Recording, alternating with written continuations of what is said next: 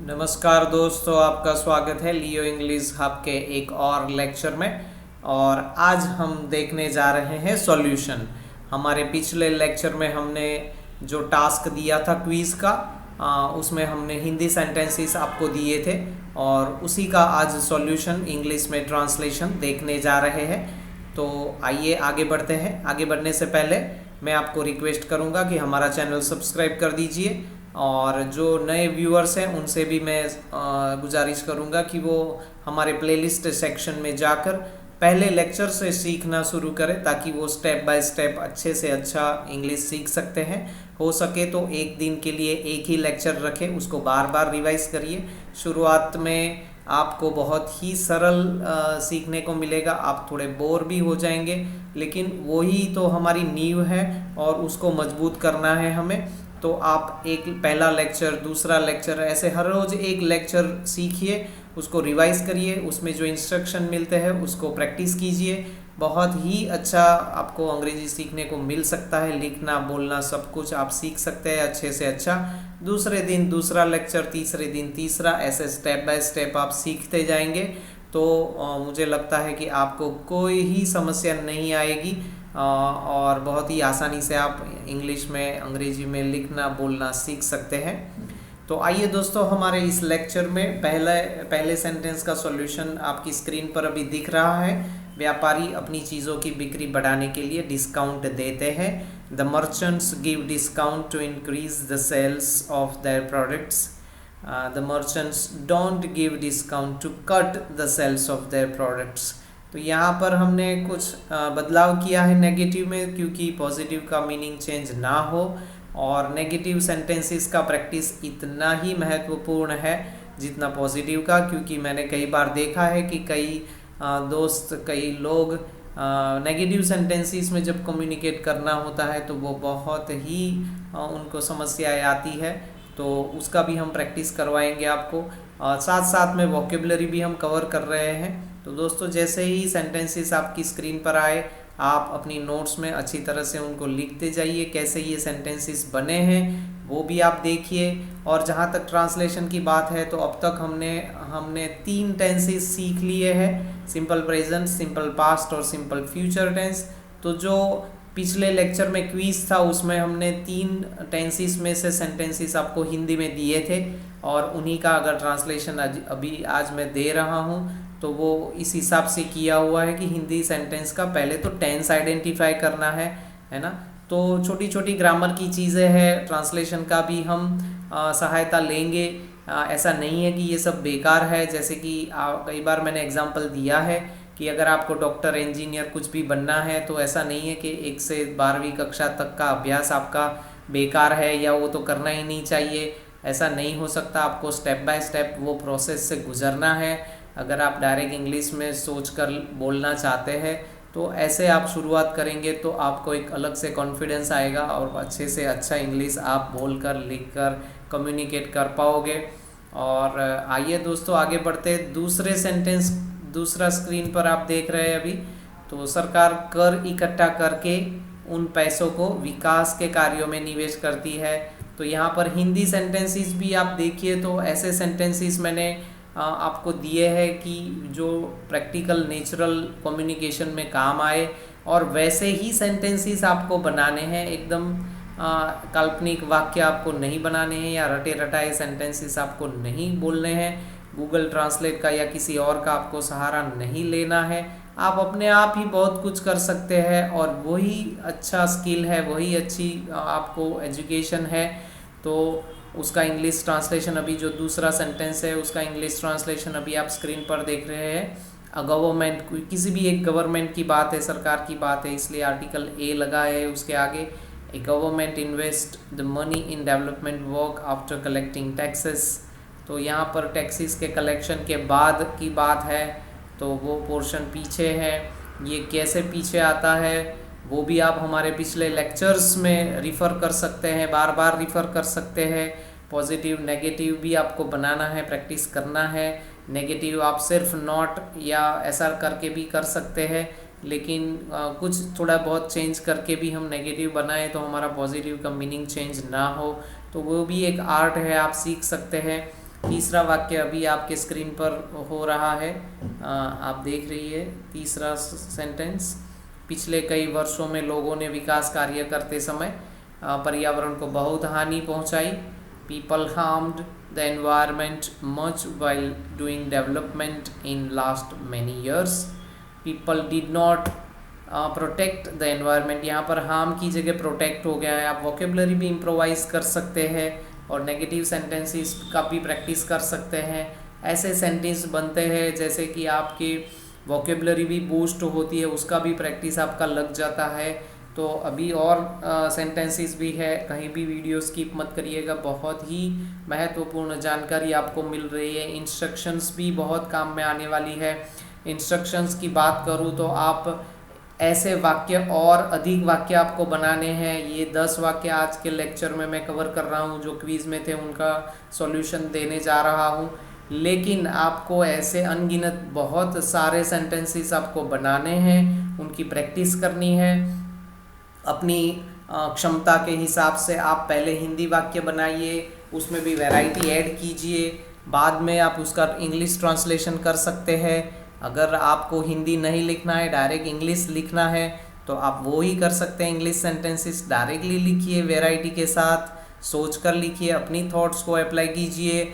और अगर आपको लिखना बिल्कुल भी नहीं है, आप ऐसे लेवल पर पहुंच गए हैं जहां पर आप सोच कर ही इंग्लिश सिर्फ बोलना चाहते हैं, तो ये आपके लिए एक रोड मैप है, गाइडलाइन है। आप ऐसे बोल सकते हैं। ऐसे सेंटेंसेस जो आपको अभी स्क्रीन पर दिख रहे हैं, वैसे सेंटेंसेस आपको आने चाहिए, वैसे आइडियाज़ आने चाहिए। तो अगले हमारे पिछले लेक्चर्स में भी आप देख सकते हैं, बहुत सारी चीज़ें हमने कवर की है, तो बहुत ही इम्पोर्टेंट है। चौथा सेंटेंस के बाद अभी पांचवा सेंटेंस आपके स्क्रीन पर देख रहे हैं। पढ़ने में अनुराग न हो ऐसे छात्र, यहाँ पर सब्जेक्ट इतना बड़ा है, देखिए, पढ़ने में अनुराग न हो ऐसे छात्र अन्य कौशल सीख कर उनका कैरियर बनाएंगे। The students not interested in study, ये पूरा सब्जेक्ट है, बाद में विल आता है, ये सिंपल फ्यूचर है।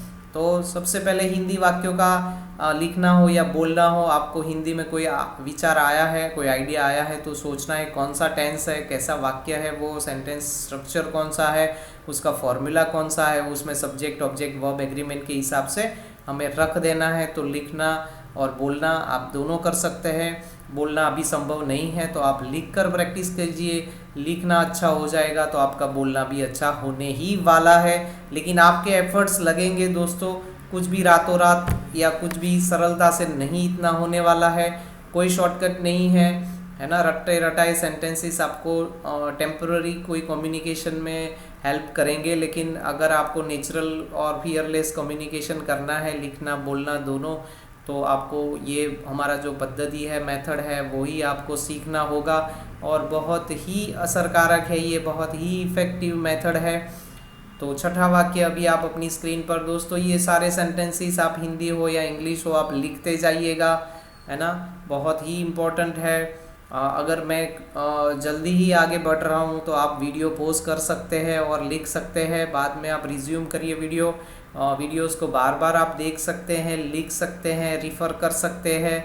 कहीं भी आपके कंफर्ट में आपको एफर्ट्स करने होंगे, लेकिन आप कंफर्टेबल हो। अभी ये जो सिचुएशन है आपकी, आप घर पर बैठे ऑफिस में या ट्रैवलिंग पर, मोबाइल में, लैपटॉप पर या टीवी पर यूट्यूब लगा दिया और आपने ये सीख लिया या रिवाइज कर दिया बार बार, आप अपनी कंफर्ट के हिसाब से कर रहे हैं और कर सकते हैं, कोई बड़ी परेशानी नहीं है। लेकिन इन्वॉल्वमेंट रखना है आपको।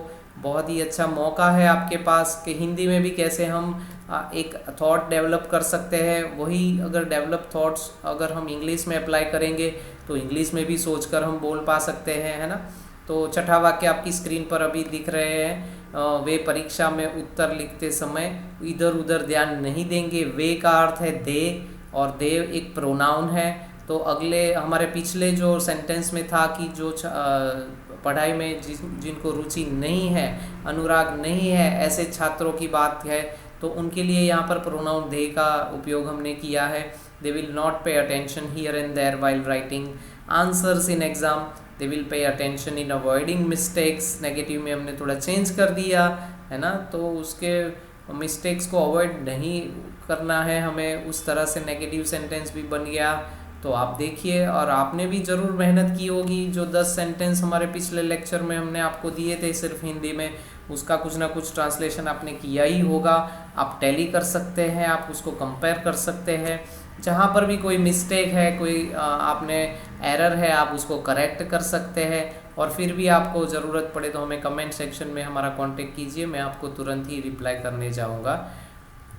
7वां सेंटेंस अभी आपकी स्क्रीन पर आ रहा है। सभी माता पिता उनके संतानों को खुश देखना चाहते हैं। इंग्लिश की प्रैक्टिस के साथ दोस्तों यहाँ पर ब्यूटी, सुंदरता यही है हमारे कोर्स की और हमारे चैनल की, कि हम ऐसे कुछ अच्छे थॉट्स है, जो अच्छे विचार हैं, उनको इम्प्लांट कर रहे हैं हमारे बीच में। और माता पिता हमारे वेल विशर्स हैं, हमारे शुभ चिंतक हैं हमेशा के लिए। कभी ना कभी वो हमें कहीं कुछ कहा सुनी हो जाती है, कुछ कड़वा भी बोल देते हैं, लेकिन वो हमारे अच्छे के लिए ही है। हमें तो ज़्यादा अनुभव नहीं है, हम अभी छोटे हैं, मैच्योर नहीं हैं। तो एक बात लेकिन मन में बिठा लीजिए कि माता पिता जो कुछ भी करते हैं, अगर वो स्ट्रिक्ट बनते हैं, कुछ ज़्यादा कड़काई दिखाते हैं, कुछ भी करते हैं, वो हमारे लिए ही है ना। तो वो भी, और एक थॉट हो गई, उसका भी हमें इंग्लिश ट्रांसलेशन आना चाहिए, और वो भी आपकी स्क्रीन पर है। All parents want to see their children happy, all parents don't want to see their children suffer. वो कुछ सहन करें, उनके जीवन में समस्याएं आए, ऐसा माता पिता देखना नहीं चाहते हैं। नेगेटिव भी हो गया। तो आइए आगे बढ़ते हैं। कुछ अच्छे थॉट्स और उनका ट्रांसलेशन आपको मिल रहा है। अभी हमने सभी को प्लास्टिक की बैग्स का उपयोग बंद करने के लिए समझाया। सिंपल पास्ट टेंस का सेंटेंस है। देखिए, वी डिस्यूएडेड, नया वोकेबलरी है यहाँ पर, वर्ड नया है, वर्ब क्रियापद जो है डिस्यूएड यानी कुछ ना करने के लिए समझाना, है ना। कन्विंस के जैसा ही है, कन्विंस कुछ अच्छा करने के लिए समझाना, और डिस्यूएड यानी कुछ ना करने के लिए समझाना, तो उसका प्रोनाउंसिएशन है डिस्यूएड। तो we dissuaded all to stop using plastic bags, we did not dissuade all to stop using fabric bags. Fabric bags यानी कपड़े की थैलियों का उपयोग हमें नहीं बंद करना है। नेगेटिव वाक्य ये कह रहा है, और पॉजिटिव क्या कह रहा है, तो हमें प्लास्टिक की थैलियों का उपयोग बंद करना है ना। और हम समझाएंगे, समझाया है, और भी समझाएंगे। तो और आगे बढ़ रहे हैं। अभी आप अपनी नोट्स में ये सब सेंटेंसेस लिखते जाइएगा, और इसी तर्ज पर आप और कई सारे सेंटेंसेस बनाइए, लिखिए, बोलिए, उनका प्रैक्टिस कीजिए। कुछ पाने के लिए कुछ खोना पड़ता है, और यहाँ पर खोना कुछ नहीं है, आपका थोड़ा समय लगेगा, और वो भी समय का सदुपयोग कहलाएगा, क्योंकि आप कुछ अच्छा सीख रहे हैं। हमारा चैनल सब्सक्राइब कर दीजिएगा, अपने दोस्तों और रिश्तेदारों को भी वो भेज दीजिएगा, शेयर कीजिएगा, उनको भी ये मौका मिलना चाहिए कि वो कुछ अच्छा सीखे। 9वां सेंटेंस अभी आपके स्क्रीन पर, मेरा दोस्त विदेश पढ़ने जाना चाहता है। यहाँ पर सेंटेंस थोड़ा छोटा कंपैरेटिवली लग रहा है दूसरे सेंटेंसेस के सामने, लेकिन यहाँ पर 3 वर्ब्स है, पढ़ना, जाना और चाहना।